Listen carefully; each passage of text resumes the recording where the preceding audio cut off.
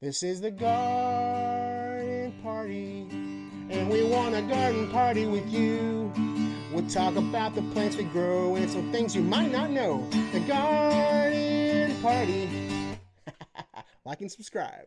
All right, guys, welcome to another episode of The Garden Party. My name is Destin Nowak, the Texas Garden Guy, and we do a weekly podcast with gardening people talking about what they got growing on. And so our special guests this week, we'll start off with Chanel. Go ahead and introduce yourself, Chanel. Hi, I'm Chanel from My Urban Garden ATX, here from Austin, Texas, and we're committed to keeping gardening weird. Absolutely. Love it. I always loved Austin's motto, keeping Austin weird. Yeah. I love that. All right, we'll go over to a mainstay on the on the garden party is Mr. Big Daddy Phil's Figs. Phil's Figs, the Fig Daddy. How's it going, everyone? Out of Wilmington, North Carolina. You're literally the Fig Daddy today because you're holding a baby right now. I got my youngest with me. That's Special awesome. guest. There you go. It's not all about propagation season. It's daddy season too. So that's awesome. Yeah, exactly. Well, going clockwise, we got a first timer, Vikram, the plant professor. Go ahead and introduce yourself, dude. Yeah, I'm Vikram Baliga from Lubbock, Texas at Texas Tech University, and I am the plant prof, and I mostly yell about bananas and stuff. 5-minute crafts, you know.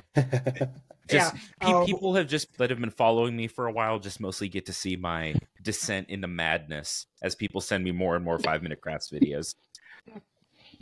I every time I see a stupid video, I send it to Vikram. Oh yeah, I get so many. Oh my god, it's so crazy. We'll get into that. We were talking about that, or we're waiting on Vikram to get on the faculty meeting.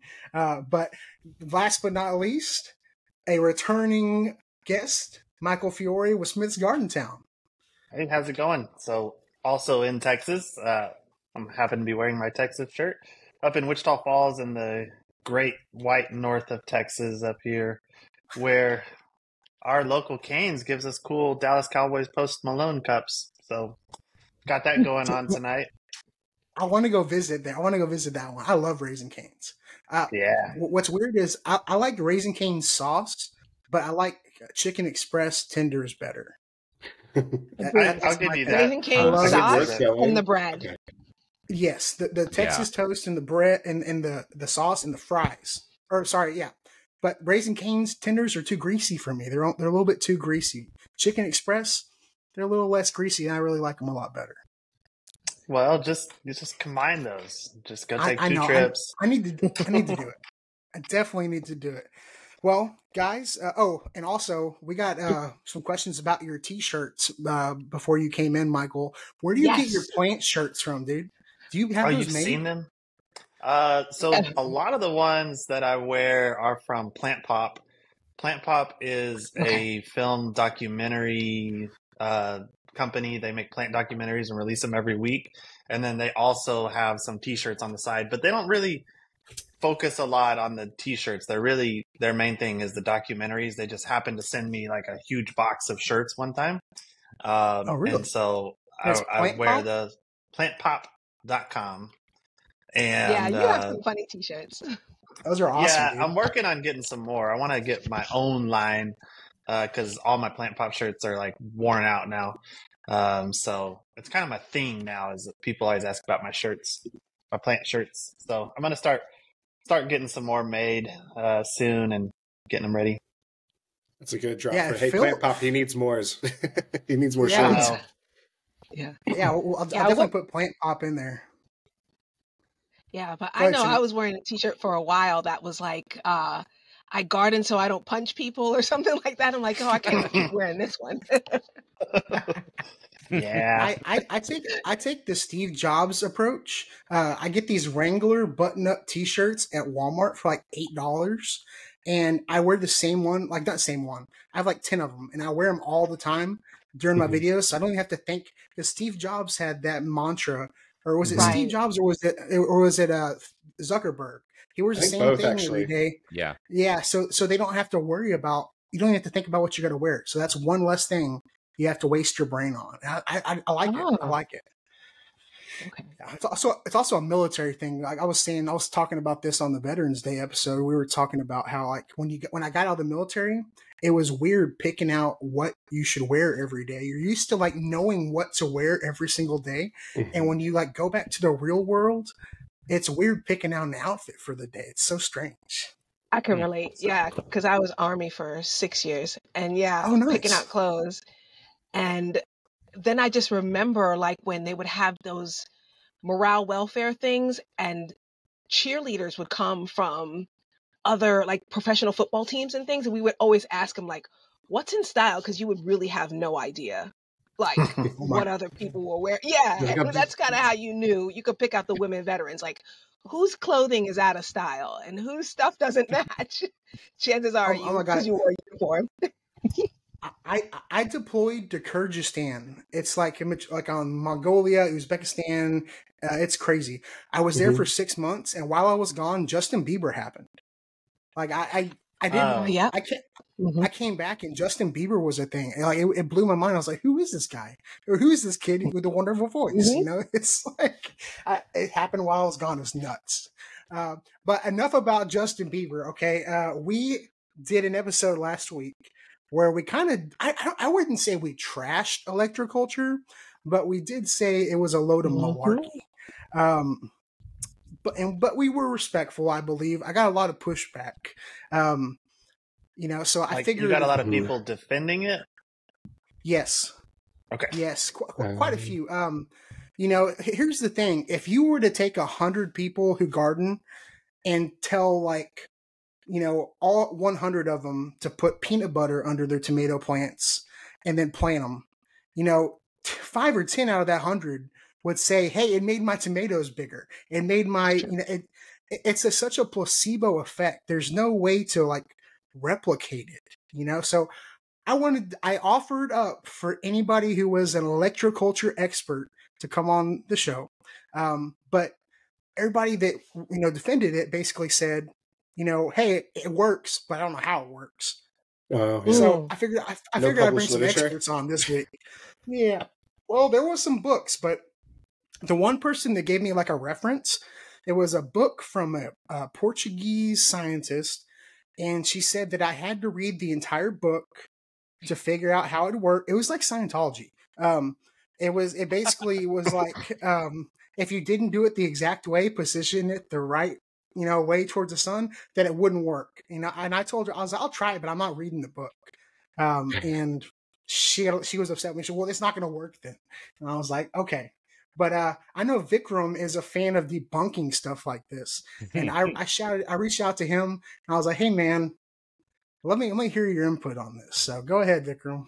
Yeah, it's okay. So I was trying to think how I wanted to approach this a little bit, because the long and short of it is that the way that you see it on social media, where it's like, put a dowel rod and wrap it in you know, copper wire, or hang this little spool that you buy on Amazon on your plants, and you can harvest the energy. Like, it's nonsense. Like, it's not a thing. There is some scientific basis to changing like nutrient uptake using electricity. They've done some studies where they would put wires above a field and actually run different electrical currents through it and look at iron uptake and a few other mostly metal uptakes in high pH soils. Not a big effect, but there are some data that support that, right? I read an upsetting number of papers today about electroculture, and most of them were written before 1920. Yeah, it's an old school. It's an old school method. Got it. And so recent research about it either doesn't exist, or when you start to click on it and go back, it goes back to like self-referential blogs that just kind of go in a circle of like, well, we've cited our sources, and you click on a source and it just goes to another blog post on the same blog. It's like, okay, that's not, got it. Not necessarily not how you peer do reviewed. this. Yeah, I mean, we live in the Wikipedia generation where anybody can write an article saying anything. You know, anybody can make a website. Anybody can make a website. Anybody can make a Wikipedia entry, and they can say that's their source. You know, they can source themselves. You know, in certain things. So it's pretty wild.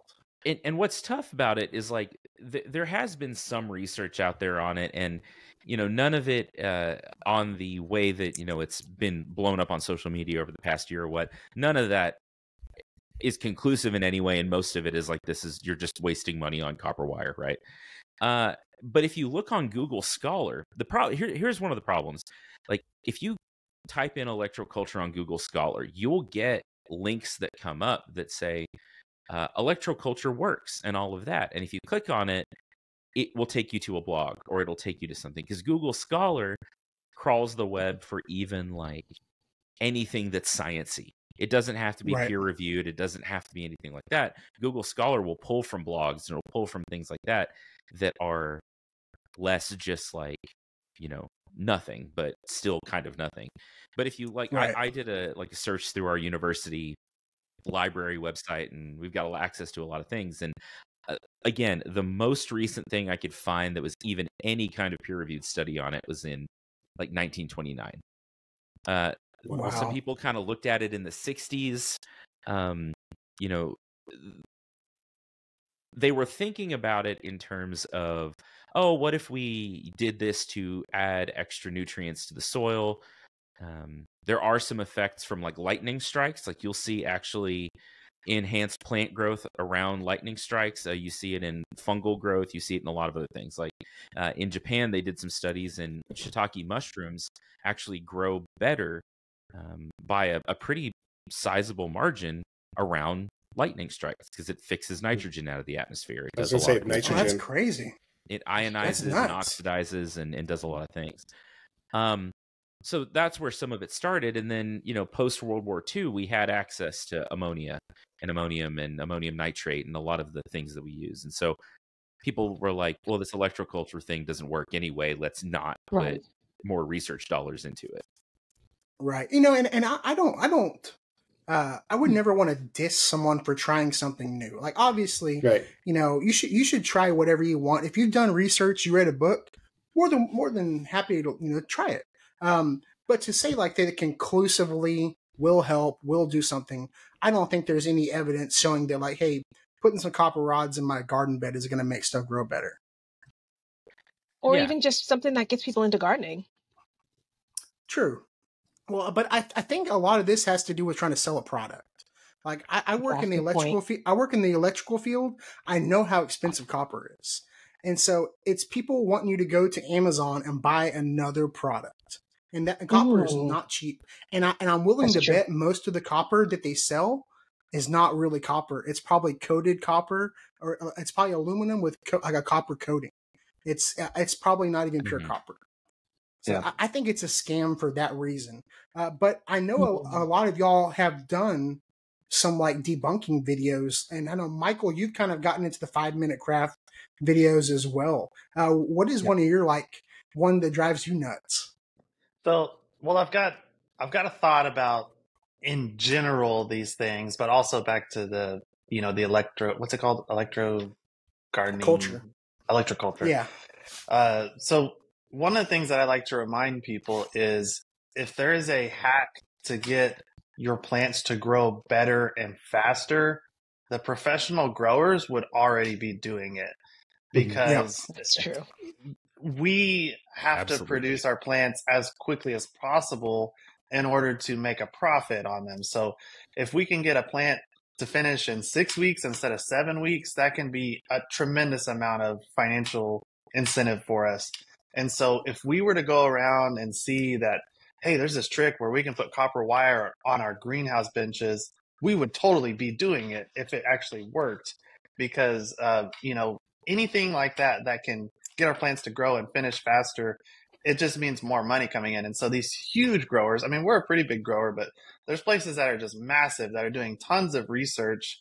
A lot of times they're even doing more research than the universities themselves, because, the university program for scientific research, you got to get grants, and it's a slow process to be able to get, anything going on the university side. Whereas, private businesses, if they have the capital to do it and do the experimentation, they're just going to do it. And those growers, they're going to fund themselves. They're going to get going.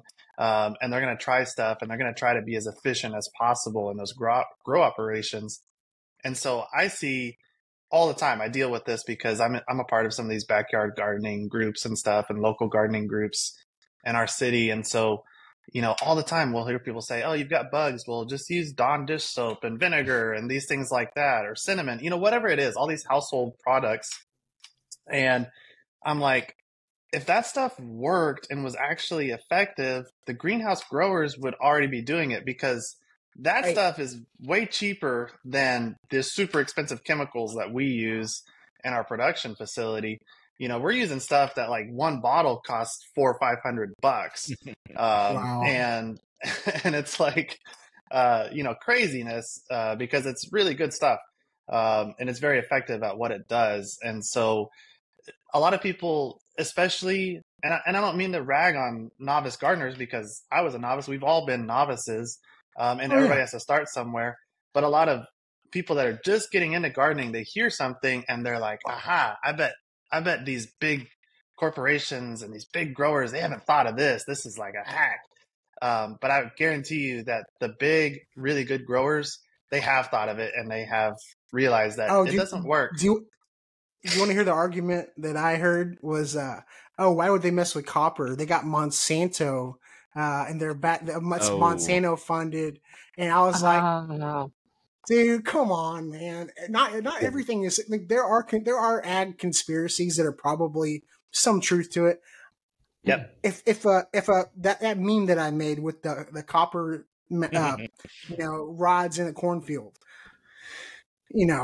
dudes would be doing that. They would, if it worked, they would 100% have like, effigies out there made out of copper, out in the middle of the cornfields. They would. Oh yeah, you wouldn't even be able to buy copper, because all the farmers would buy all the copper. Like there would be no copper left for the end consumer if that were true. That's the conspiracy right there. If farmers knew about electroculture, then they would use up all the copper that we have in our reserves. Oh, that's what it is, man. That makes all the sense now. That makes just all the thinking sense how much they spend on amendments. Yeah. Oh, I know. Absolutely. I mean, it's got to be cheaper. It's got to be cheaper than all the fertilizer and the pesticides, the technology now with like the laser weeders and stuff. It's got to be cheaper, right? Well, and that's, honestly, that's one of the reasons I think that there's some appeal to this as a concept. And I don't even mean just the copper rods, like the actual studies where they're, running electrical currents from a DC or AC source through a field. All the research is because fertilizers are expensive and they cause, environmental problems sometimes. And there are unintended consequences to the way we do some of our production systems. And this idea of, if we just hook car batteries up to our scarecrows, we can reduce the amount of outputs or inputs we're putting in our fields. Like, I get why it's appealing. And the same thing, like, I end up getting sent so many videos with bananas in them and like banana water fertilizer where you dunk your banana in there, and someone in a white t-shirt jumps around and tells you that this is the way to save your plants. I'm not gonna, not naming any names or anything, but it's, I mean, there's some appeal to it, because it's like, I don't want to waste this. Like, I want to, like, I get why. Is that a pun? What did I say? Waste this? Yeah. Appeal. You said appeal to the banana theory. And I was like, that jokes. I Speaking of which, we have to conduct ourselves about this copper talk here. So yeah, exactly. Oh my God. I don't even hear it anymore when I do it. That's why my students roll their eyes at me all the time, because I've made puns and I didn't even mean to. And they're just like, oh, this guy. How old are you, Vikram?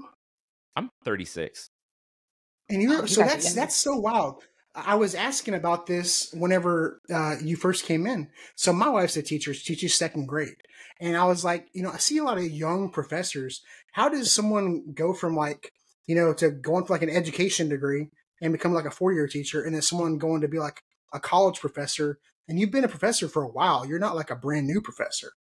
Like, I've been doing it a minute.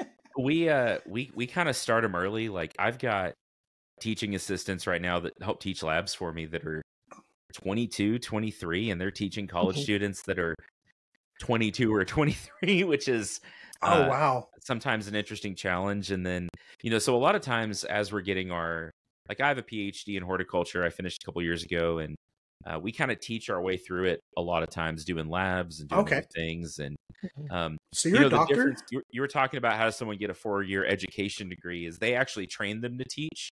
They train us to science, and then they're like, oh, by the way, like, here's a class of 150 students. Good luck. Like, I hope they don't eat you. I could comment on that after grad school, and I was a TA, and they were like, "Here, grade all these," and I was like, "Okay." And then I guess I can. sitting in teaching labs.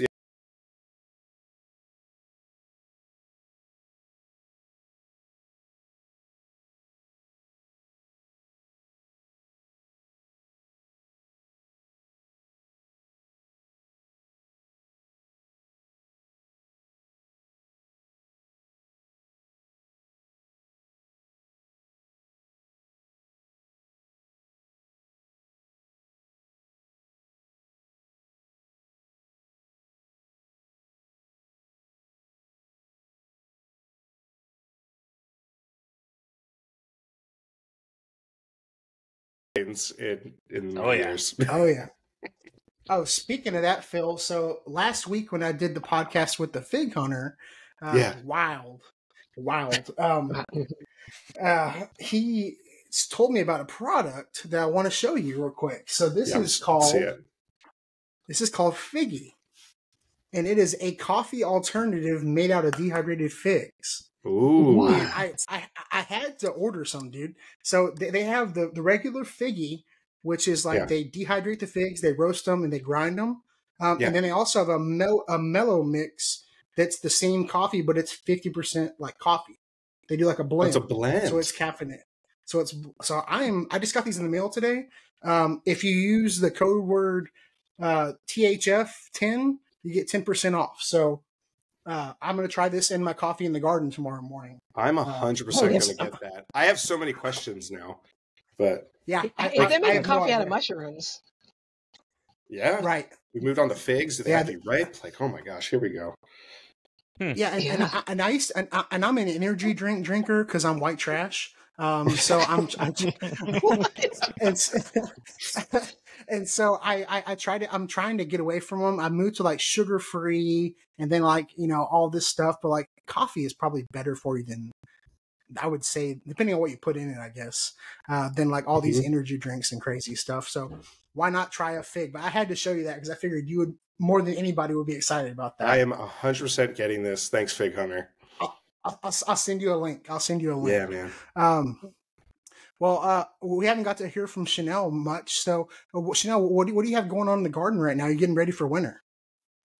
Right. So, of course, a lot of greenhouse plastic going up.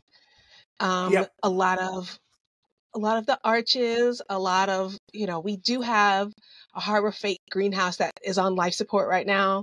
And we're just, you have to rebuild those things at least 2 or 3 times, especially with Texas wind. And I don't know, I'm just very fascinated with people who forage. I guess because we were talking about, I'm originally from New York and it's pretty urbanized. And then the fact that people just walk into the woods and find food, I'm like, how are you not afraid? And then even yesterday they were like, oh, we would just find these wild figs and climb this tree and eat them. I'm like, are you kidding? I would be afraid to death. So I'm just wondering how would people, you must grow up around it, I'm guessing, but yeah.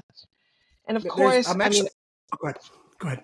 And of course, I follow, Smith's Garden Town and seed sourcing. I remember that's how I ended up finding your page. Oh yeah. Because of jalapeno gate. Right. So now that everyone's thinking about seed sourcing, like where are you gonna get your seeds from this year? Okay, start over. What's jalapeno gate? Wow. How much time do you have? No, I'll do the very brief version. Essentially this year, which is not unique, it happens every year, but this year it was especially bad that a lot of people that bought jalapeno seeds or jalapeno plants, starter plants, those plants matured and bore fruit, and they were not jalapenos. We had Hungarian hot wax peppers and a bunch of others because I there had was that too. Did you have it too? So Yeah, for sure. So anyway, I dug into this. I think I went deeper than almost anybody on this issue because a lot of people were like, haha, whatever. Well, it turns out there are 6 companies that control all the seed in the world. 80% of seed. Yeah, 80% of the seed. And so those companies, when I actually got to digging through my seed source, which we didn't have any messed up on our end, but we were just fortunate. It's not any like because we're better or anything. We just got lucky that we didn't have any messed up. But our seed supplier said that batch of jalapeno seeds came out of China. And then, so this huge batch of jalapeno seeds from China came in. That all gets split up to all of the different seed companies here in the U.S. And because that giant batch was messed up, it got split to the different distributors and the different seed companies. So there's all these seed companies that you see, all the big familiar names that that you see, but they're all pulling seed from the same sources essentially. And so if that source that's way higher up has a bad batch, then it screws up everybody. And there was on the commercial side, on everything, it was messed up this year. So it was mind-boggling to me that the jalapeno seeds came out of China, which is just like I would have never thought that. And a lot of the other pepper seeds come out of farms in China. And the reason why that bothered me is it's not a tinfoil hat thing. It's because they don't follow the same regulations that we do. They don't have the USDA. They don't have the EPA. They don't so they can pretty much do whatever farming practice they want, and then that's going to get passed down to us. And the whole United States has no idea how that farm operates in order to produce those seeds. So. Yeah, jalapeno seeds are some of the like jalapenos, okra, cucumber, squash are some like the easiest seeds to save. I mean, I've done this myself, so I know it's not a fake video, but like just slicing a jalapeno, throwing it in a bucket and covering it with soil. And a banana. Jalapenos are going to grow. Yeah, not a banana. I mean, it'll. I mean, even one bought from the store for the most part will come up for the most part. So I mean,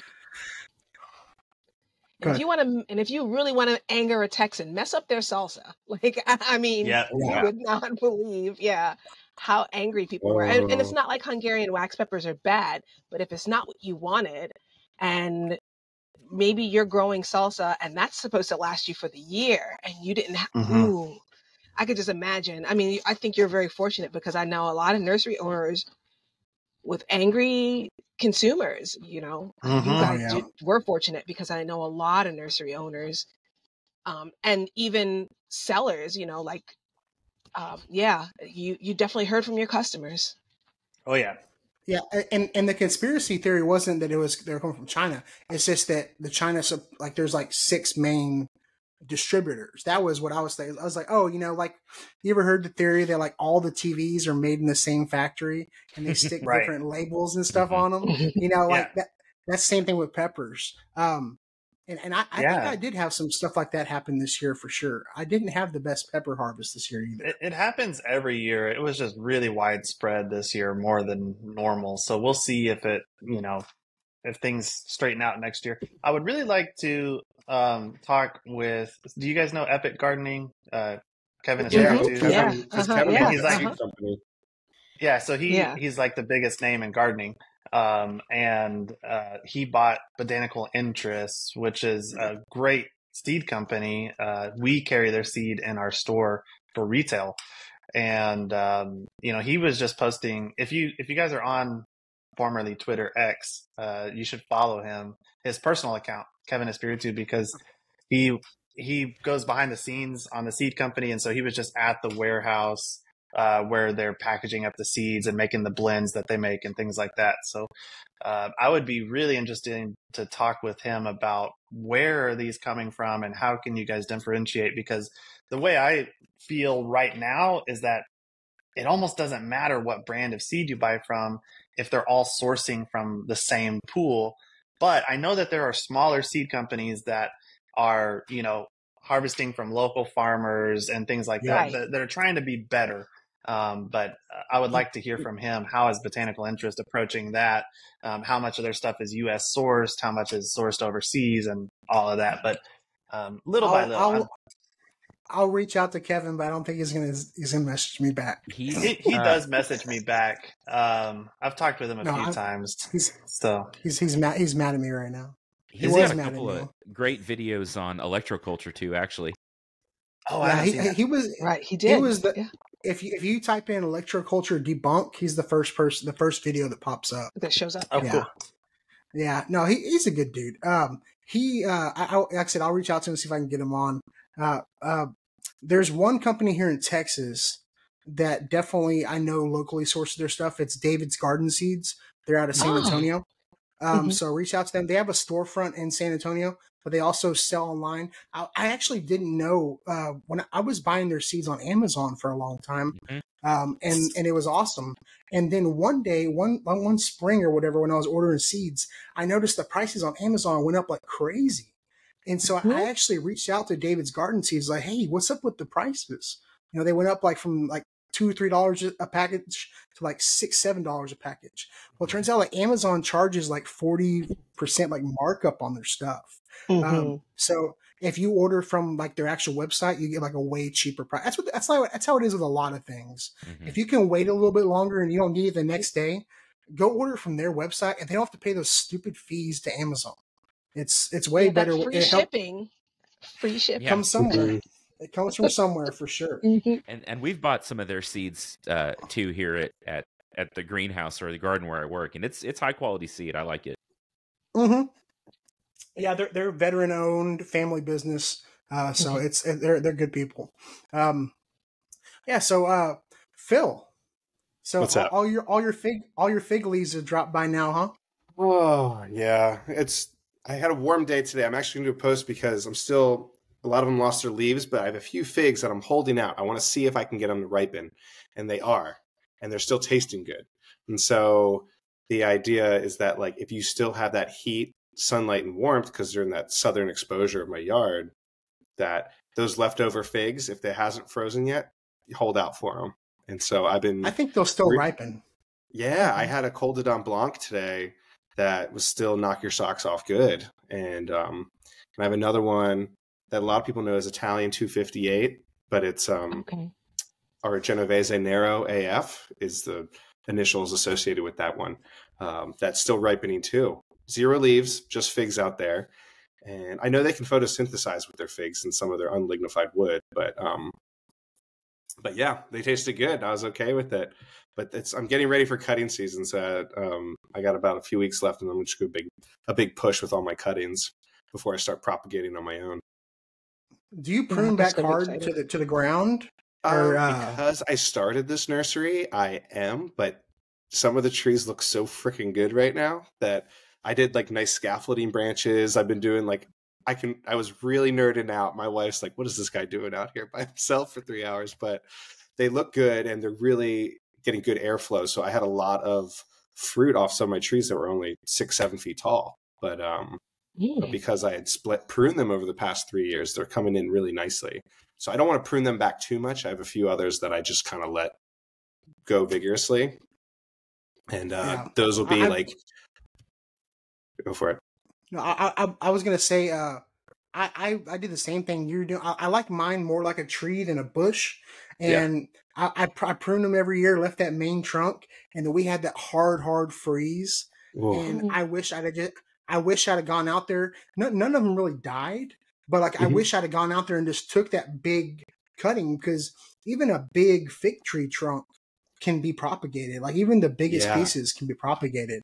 So I wish I'd have gone out there and now they just look like this. There's a bunch of hands coming out of the soil. They're so ugly. I hate them. Your fig bush, which is great. And actually, like some varieties tend to want to grow that way anyway. I tried to prune them as trees and they're like, absolutely not. I'm going to grow like this. And I'm like, you know what? Fine. You do your thing.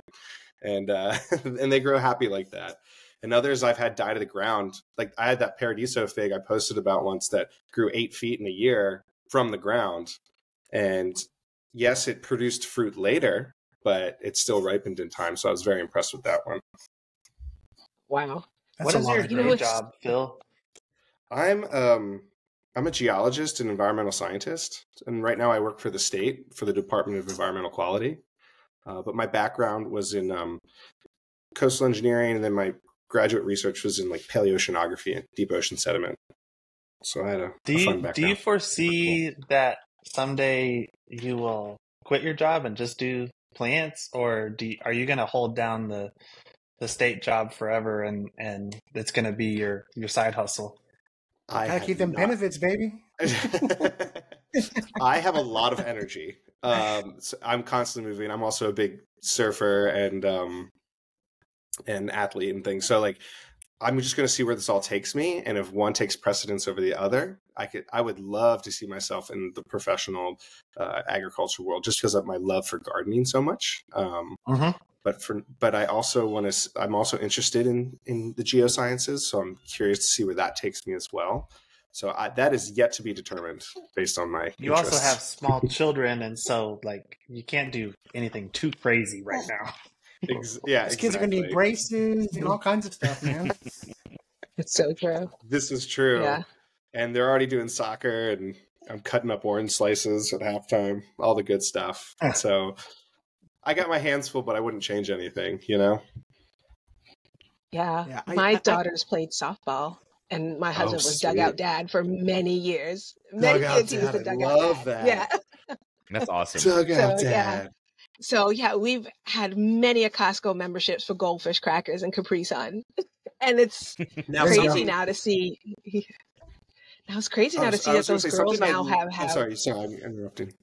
It's crazy to see that those little girls who were drinking Capri Sun are now signing letters of intent to go off to college to play. And That's Wow. so yeah, That's awesome. it just I was like, wow, you were just 8 yesterday, batting off the tee, running the wrong way around the bases, and now here you are, You're gonna make going to Phil, you're gonna LSU make or Phil freak out a little bit. He's So he's cool. holding the baby in his hand, Well, like, my don't, wife and I both don't grow played up on me. college sports. I know. It's like when you said that before we started, when all of a sudden you blinked and they were 18 after changing their diapers. I You was like, started oh to cry, my didn't gosh. you? Yeah. It's they grow just fast enough for your brain not to be able to keep up, and so it feels like constantly fleeting as a parent. Yeah, And the- I'm getting used the to that days now. are long, but the years are short. Can we talk about Oh. the new USDA map? Yes, The new yes. zones. And then Mike, Any was of very Michael opinionated has his he on it. labeled? strong opinion. I got bumped Didn't up from 8A to 8B. I got 8B now. You're still in We're- good though. Yeah. What about We're about did to. Houston We're right change on at all? Oh, go ahead. Sorry. I'm yeah, 9A. You're 9A. 9A. What were you Now. 8 It's a big jump. previously? 8B to 9A. I was 8B because I would always say 8B/9. So now we're officially 9. So but probably if you cross I'm the about street, you'd to be 8B. yeah. I'm gonna put some pushback on this, and I'm gonna make a video tomorrow that'll probably go for next week because I'm not Mhm. happy with mine. We went from zone 7 to zone 8, and I disagree with the USDA. Actually, I think they selectively left out some weather data that would have kept us Mhm. in zone 7. They conveniently left out the winter of 2021, which was horrible. They conveniently Yes. left out the winters in the 80s, which were horrible. And so they took that window of 30 years in between some really bad winters that we had and then decided to just reclassify us. And I'm not happy about it. Because really, if you are in zone 8, if we are in zone 8 in Wichita Falls, then we should be able to grow zone 8 plants most years without any problem. And we don't here. I mean, zone 8 plants get smoked here like every 3 years. So I disagree with them. Yeah. I think that zone 9. I just looked it up. I'm 9B now. I was 9A. Mhm. 9B. We've And it's been, interesting because we're dry, and I think that maybe is that why we're 9 now? Because we're a little drier? I don't know. But is this shouldn't have anything to do with temporary? it. Yeah, because when you're saying discounting like weather patterns, it's like I just wonder if did they take the dryness into account? Did they take It should just I be don't know. average winter What was temperatures. It's Yeah. trending temperatures. Yeah, they changed the averages. Mhm. In fact, what I heard, I was Millennial Gardener Anthony, he posted about this, and he and I both live in 8B, but I'm right on the coast and he's inland, and we can have like 6 degrees difference on some nights. Yeah. And so Mhm. like the only thing I get worried is, yes, those outlier temperatures. If you say this palmetto is for zone 8 and above, and you just got bumped into 8, and then you have an outlier freeze, that one off that's just too cold for it, yeah, your plant's going to bite the dust versus the general mean low. But Well, if 2021 taught us anything, it's just a reference. It's not the rule of law. It's just a reference. I mean, Absolutely. if you're growing like as a business, you got to keep your eye on the weather. You can't trust the weatherman. You just got to be checking. I have multiple weather apps, not only for like temperature, but for like humidity, for wind. Like I get more freaked out by wind at my greenhouse than I do with the cold, because that wind chill plays a big factor. It really does, So it's definitely not the rule of law. It's just a reference for sure. So up here where I am, we're like a solid 7B in Lubbock. And if you look at the new map, 8A cuts right through the middle of the county. Like the eastern part of the city now would technically be 8B if you zoom in, or 8A if you zoom in. And there's parts of town like where I work. So I work on campus at Texas Tech, and I run the horticultural gardens on campus. And we're probably, because in our little microclimate, we're probably an 8A, almost an 8B, because I've got like Texas mountain laurel growing here and stuff that really should not grow here. And really? Yeah. And but we get these huge temperature fluctuations in the spring where it'll be 80, and then like I remember maybe 6 years ago we had 80 degrees in late April, and then it was 24 degrees on May 6th. And so like, oh my gosh, what do you do? And I tell people, you almost need to, in some cases up here in West Texas, go with like zone 6B plants, because they take a little bit longer to wake up. You need to, overcome a few more dormancy things, because we'll have 7A, 7B plants that get knocked back, every few years, kind of like Michael was saying. Like, I think it is definitely a loose guideline that we probably hold on a little too tightly to. Oh yeah. And you're kind of, West Texas is kind of unique because your nighttime temperatures will dip because it's so dry there that moisture there's no moisture in the soil, and so the moisture in the soil is what really kind of stabilizes the air temperature. And out in the desert, I mean, it can turn cold in a heartbeat overnight, even more so than where we are here. Oh yeah, we'll have 40 degree Fahrenheit day to night fluctuations, especially during late winter, and we're a little bit higher too. So we're up at 3,300 feet in elevation. So like there's a lot of dynamics that play into what our weather does here in West Texas, and it's flat. Yeah, plus all the tortillas, really affects They're things. everywhere. They litter the ground. It's like snow. It's crazy. Yeah. Yeah. As someone not from up there, you have to explain that tortilla joke to me. I don't understand it. It's a Texas Tech thing. They throw tortillas during the games. Oh my god. Yeah. Like they'll just frisbee them from the stands. You'll see them like floating down. It's entertaining. I went once to a game there, and I would like to never return. So.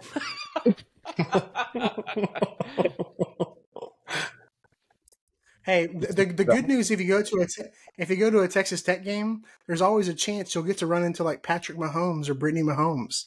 They do show up a lot. Be very enjoyable. I'm a big fan of his wife. I'm going to tell your wife that. No, I don't like her. If you watch the quarterback show on Netflix, you'll know what I mean. She'll drive you crazy. Speaking of Netflix, I had this question in the back of my mind, and I wanted to ask you, Vikram. I was watching. Oh my god! I gotta mute you, Phil. I was I was watching a Netflix documentary called Life on Earth or whatever. It's narrated by Morgan Freeman. Morgan Freeman. And All right. Yeah. doesn't get any better than that. And Mhm. they said after one of the mass extinctions that all plant life is derived from, is it phytoplankton or zooplankton? Does every plant come from plankton? Is that true? Probably to a certain extent, and I'm not an evolutionary biologist. That's a little bit out of my wheelhouse, but there is a lot of truth that early photosynthetic plants were aquatic. And just like a lot of things crawled their way out of the ocean, plants managed to do that too in a lot of cases. Oh, I Yeah. can say the geology thing, Carboniferous period. That's when plants on land formed. And then that's why you have that isolated in the geologic record. Yeah, it's fascinating to me. Yeah, no, I definitely, if you got like 6 to 8 hours of free time, I definitely recommend that documentary. It says it's Life on Earth or something like that. But like every episode is like a new mass extinction. It's like, and then they start over. You know, it's like it's kind of depressing to watch, honestly. In reality, like all the geologic points in time. So you look at like the Permian Triassic boundary, you look at the Jurassic Triassic, Jurassic Cretaceous. Those are all extinction events that denote different periods in history. And like people talk about when the dinosaurs got wiped out, but the Permian Triassic boundary was actually a worse extinction where over 90% of all life on Earth got eliminated and had to build itself back up. So it was actually worse than the Cretaceous Cenozoic period. It was pretty wild. They said there's everything on Earth today that's alive is only 1% of everything that's ever existed on Earth. And I was like, that is so. I'm a dumb. I didn't go to college like y'all. So when I hear stuff like this, it's like really interesting to me, whether it's real or not. You know, I don't know. It's Steven Spielberg documentary with Morgan Freeman narrating it, so I don't know how accurate it is, but it sounded good. I mean, it freaked me out. Apparently we're like due for one, and it really freaked me out, man. I don't think we're due for one in our lifetimes. I hope. Well, I don't know, man. It seems like it happened pretty quick. I don't know. I don't know. Well, on the geologic time scale, you have 4.6 billion years. What's the difference between 1,000 years from now on that whole scale? Is kind of a blip. Right. If that makes you feel better. Maybe you have to go garden after this for a few hours just to cool your nerves after that documentary. I'm just gonna go hug my wife. Oh my goodness. I think about carbon dioxide differently than most because I'm a plant person, and I think we should, because right now there's a lot of this. I'm not going to get political here, all right? But please don't. I won't. No, but there's a lot of carbon dioxide slander going around, and the plants don't appreciate that. So I'm going to speak for the plants. The plants love carbon dioxide. They grow better with a higher carbon dioxide.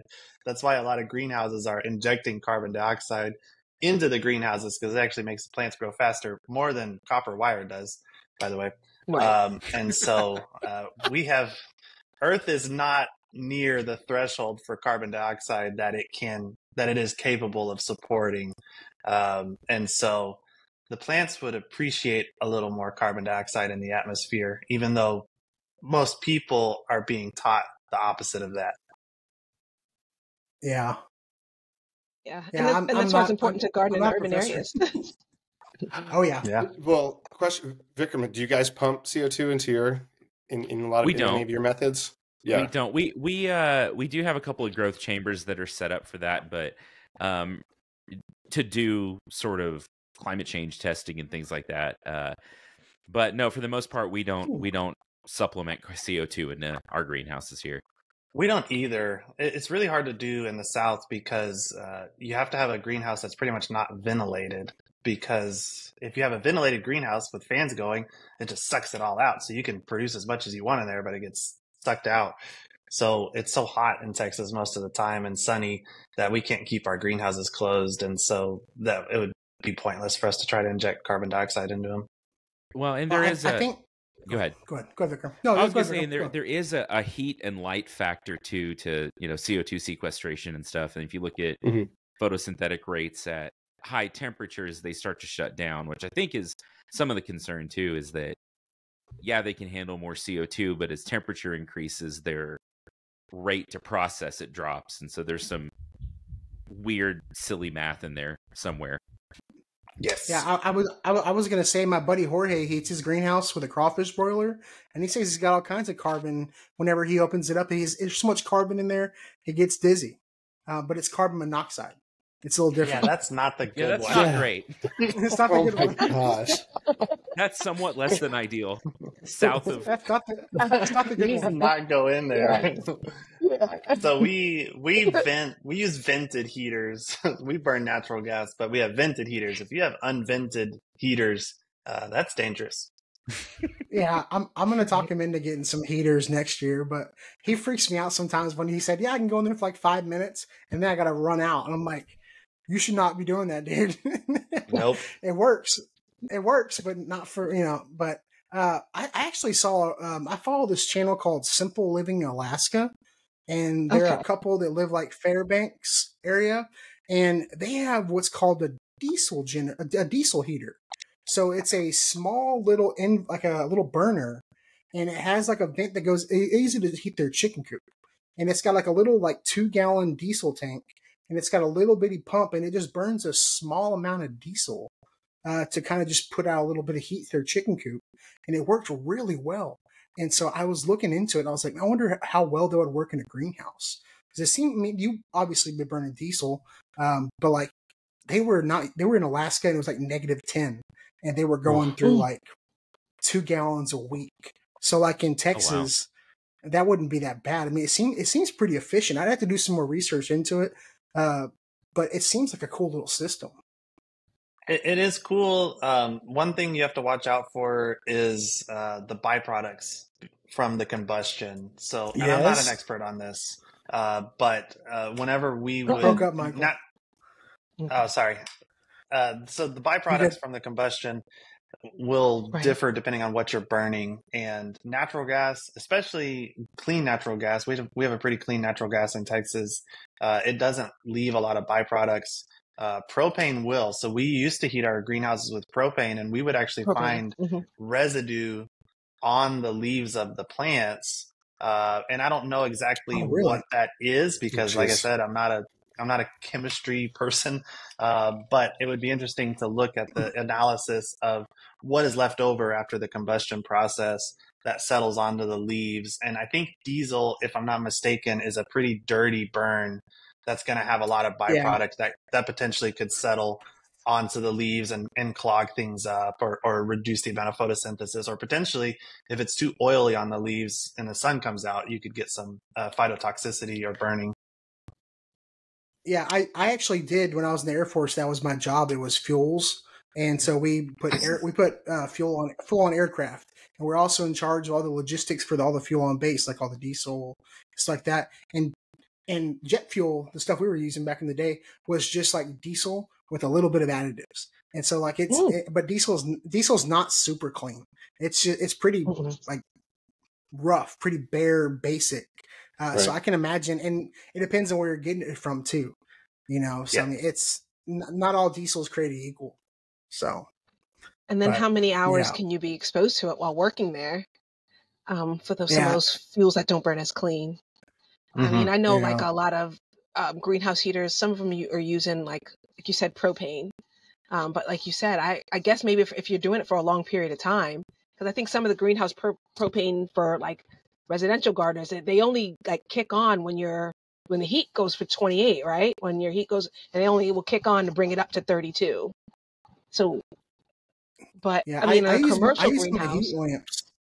Oh, I use my heat. I just use heat lamps because it's just basic for me. I keep them zip tied up, and I haven't had any issues with them. But I only kick them on whenever it's like below like 30 degrees, like 32. Like I don't keep them on all the time.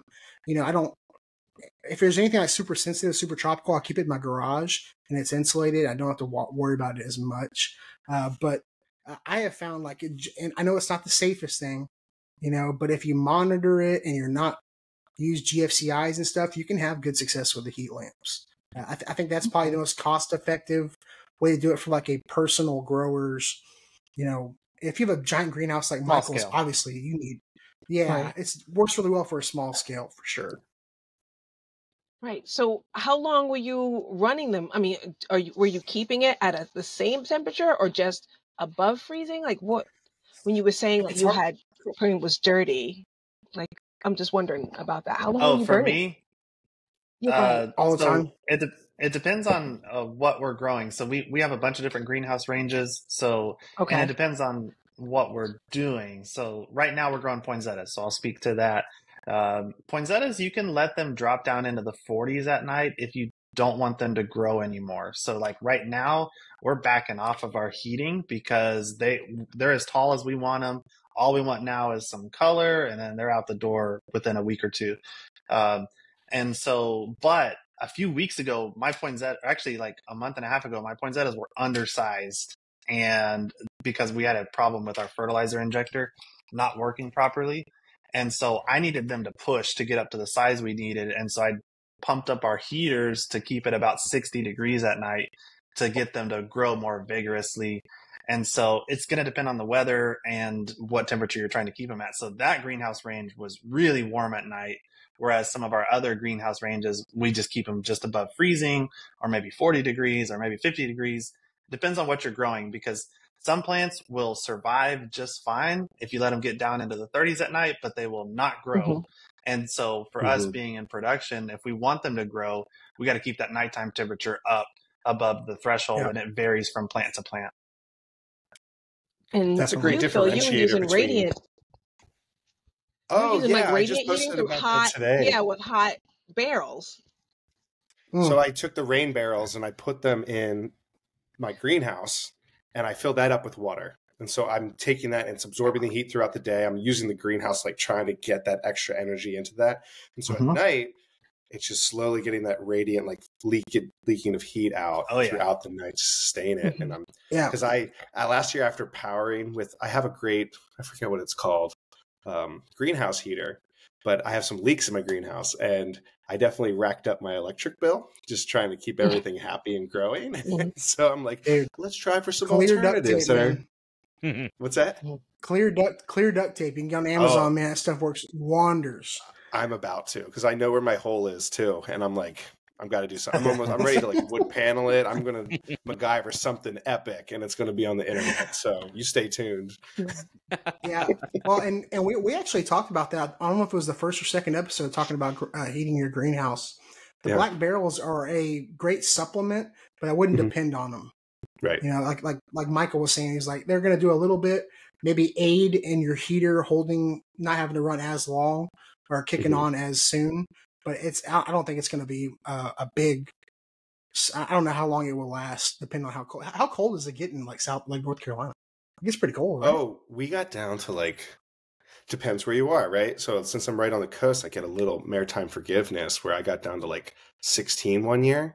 But then it came back up. But we'll see about 10 to 15 freezes a year in the wintertime. We just get some Oh, that's weird more than yo-yo we get. effect with the dip, Mhm. in the jet stream, and we get an Arctic blast. That's what throws us off every time. And that's where we get our Oh, cold yeah. air from. No, for sure. Right. But thank God for supportive spouses, because the first time I started selling plants commercially and it started dipping, thank God, I had a husband who was like, I had plants in the bathtub, I had plants in the dining room, and he was Oh, happy about yeah, he what a good just rolled teammate. with the punches. Yeah, Oh my yeah, he was a Yes. goodness. good partner. Yeah, but then the cats like knocked a couple of plants off the heat mat so they could lay on it. So supportive spouse, not so supportive cat. Yeah. Yeah. Well, that's another tip. Someone I had posted something about getting your beds ready for spring. You can go ahead and start in this nice weather. You can go ahead and start prepping your beds for spring. But I was telling people, make sure you put like a tarp or something over if you like living in a subdivision like I do, because if you leave a wide open garden bed and there's any stray cat, they will find your garden bed and they will do all kinds of nasty stuff in there. I learned that the hard way.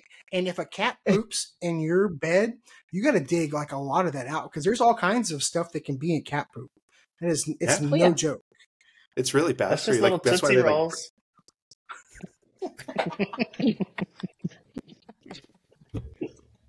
Oh, okay then. Just Well, throw a banana you peel know- in there. It's fine.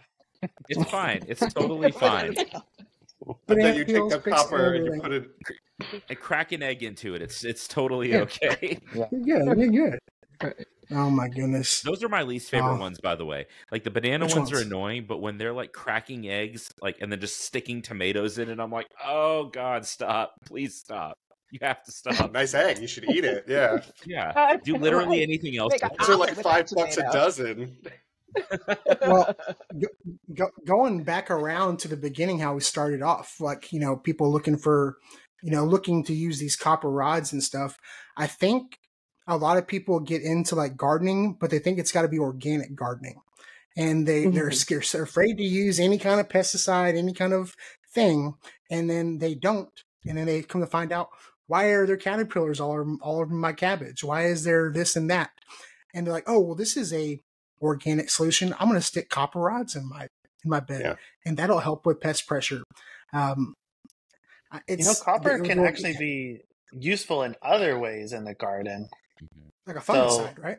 Yeah, so it's a great Right. fungicide, organic fungicide. It's also an algicide. So in your rain barrels and stuff, if you've got algae, the right amount of copper can help with that.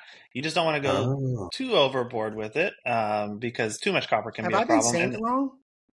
You said fungicide. I said fungicide. Am I saying it wrong, or are you saying it wrong? I've always said fungicide.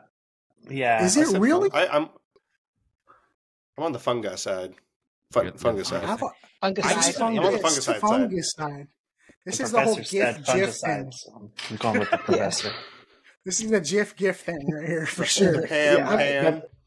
Yeah, and then there's one more use. Did you know that slugs and snails can't crawl over copper? So in places that have big time slug problems, they'll actually take a copper band and put it around their potted plants. The slugs will go up, they'll reach the copper, and they'll turn around because they can't. I don't know what it is about it. Like really hurts them or something, but they cannot cross copper. Wow. I bet it's like when you lick a penny or a battery, because like their whole body's like their mouth, and so like it's like licking a penny or something like that. They're like, oh, I don't like this, and that's what it is. So yeah, Maybe there are it's the legitimate price. uses for copper. Well, it's like the eggshell one. The eggshell, put the eggshell in the compost. Put the eggshells around your tomatoes and stuff. Eggshells take forever to break down. I know there's ways to like you do like there's like a solution. You gotta be like Bill Nye the Science Guy doing a solution to make it water soluble. But just getting water soluble calcium supplements, if you actually need them, blossom end rot typically solves itself after the first couple runs. People see blossom end rot, they're like, oh, I gotta put something in here. Like it's usually the first couple tomatoes it happens to, and then it solves itself. It's everybody so wants like the to plant add something. recalibrates itself and adjusts it accordingly, or Yeah, if you have a serious blossom end rot where it's continuous, there's probably bigger issues like with your soil. Right. You need to get your soil tested. But eggshells are not going to help. It can also be a water thing. Blossom end rot can. Yep. So if you run your tomato plants too dry, that can also cause blossom end rot. No, absolutely. Or choosing the wrong variety. That too. Right. Yeah. Absolutely. Well, guys, I've had y'all for over an hour now. I want to give y'all a chance to shout out your channel and everything. Dude, time flies when you're having fun, man. I'm telling you. It has fun. I thought it's only been 30 minutes. Well, and I try to keep it at an hour so people like want to come back next week, Like if we could go Joe Rogan and go 5 hours, but then people are going to get sick of us, So and plus my wife's trying to make pumpkin bread for like her whole school, and so I have her locked in the bedroom. I didn't lock her in the bedroom, but when I'm doing the podcast, she goes and watches TV in the bedroom, so it's not like she would be clanking pots and stuff. So she's waiting for me to finish so she can continue baking. That's the I love quote. I love pumpkin bread. I have my wife locked in the bedroom is going to be the pull quote from this episode that sticks with people. There are many things. There are many things on the internet that'll get me canceled, but that'll be the one right there. Yeah, that'll be. And it's funny because you were just like, she's being nice and making pumpkin bread, and everyone's gonna be like, he locked Right. himself in the bedroom. Yeah. Oh, context does not exist, you know. Well, Chanel, I want to give you a chance to shout out your channel and everything and let them know where they can find you. My garden, Urban Garden ATX on Instagram and on YouTube. And look forward to joining you guys for another garden party. I follow a lot of you guys. And you have great information for home gardeners. Oh, thank you so much. And are you going to be at PlantCon this year? I hope so. It was great, but I got to bring more inventory. I got sold out pretty quick. Yeah, that's where we met at PlantCon last year. So PlantCon, yeah. I was wondering if you were going to be there this year. I won't, but yeah, I'm sure. I may drop in. I don't know. I haven't decided yet. Phil, let us know where we can find you, dude. Hey, you can find me at Phil's Figs on Instagram, YouTube, and then philsfigs.com. I got my swag right there. Oh, So that's we got some right. shirts. You got your shirts for sale now, right? On your Yeah, I site. got the shirts on there. You can go grab a shirt. It's Phil's Figs. I spent a lot of time on logo with some friends. I'm pretty stoked on how it came out. And then, we're going to have cuttings in a few weeks too. So I'll be posting that up on the website as well. And if not there, on Figbit as well. Yeah, check out Fig if you're looking for any rare varieties, or just they have other stuff besides figs as well on Figbid. It's a really cool site to check out if you're looking for cuttings to, you know, if you're trying to get propagated, you're trying to get some stuff to propagate and you don't have anything. It's a good spot to get some rarer cuttings. Yep, and you can search sellers on there, and I'm on there too if it's Phil's Figs. So absolutely, all the figaholics out there. Dr. Vikram, let us know where we can find you. So yeah, I am the Plant Prof on Instagram and TikTok and YouTube and unfortunately Facebook. I also have a couple of podcasts. You can find me at Planthropology or the In the Grow podcast. And I hate, just since we're shamelessly plugging things, you can kind of see it behind me. I also wrote a children's book about plants called Plants to the Rescue. Oh, shut up! I'm buying that. Yes, dude. I'll put links for all this stuff down below. Is that on your web? Do you have a website for it? I have a website that is literally, and I'm not kidding, just a Rickroll at the moment. It's like my professional website, and I'll work on that one day. Okay, awesome. Well, if you send me a link for the book, I'll put it in the description and everything. Will do. Mr. Michael, where can we find you? All right. Miss Garden Town on TikTok, Facebook, Instagram, YouTube, all over the place. This is my selling point. We release a new video every single day on those channels. Impressive. God bless Felicia. Yes, she does a lot of editing. We will get her on the podcast soon as well. She wants to come on. I was like, well, you gotta be nice to Michael. You can't tell us how mean he is to you behind the scenes. You know, she knows all the dirty secrets. She has B-roll of all of my bloopers and all the stupid stuff I say. She has major blackmail on me if she ever needs it. Oh, dude, my wife is usually the camera person in all my videos, and I have to tell myself sometimes, like, hey, she's not your employee. She doesn't work for you. Stop telling her to get this angle and just be nice. Like we've had some videos where I kind of snapped at one point, where we do something really important, and she goes, "Oh, I didn't hit record," and I'm just like, "Oh my god!" So I either record myself or I have to be really nice. I'm learning to win the war, not the battle. You got bigger battles for that. So absolutely. But yeah, we will definitely get Felicia on. Well, I appreciate all of y'all coming on. Thank you so much. I'll put links in the description for all your stuff, and hope I can get you all back on one day. Thank Love you. to. Thanks for having me. Thank you. Yeah, thanks. I appreciate it.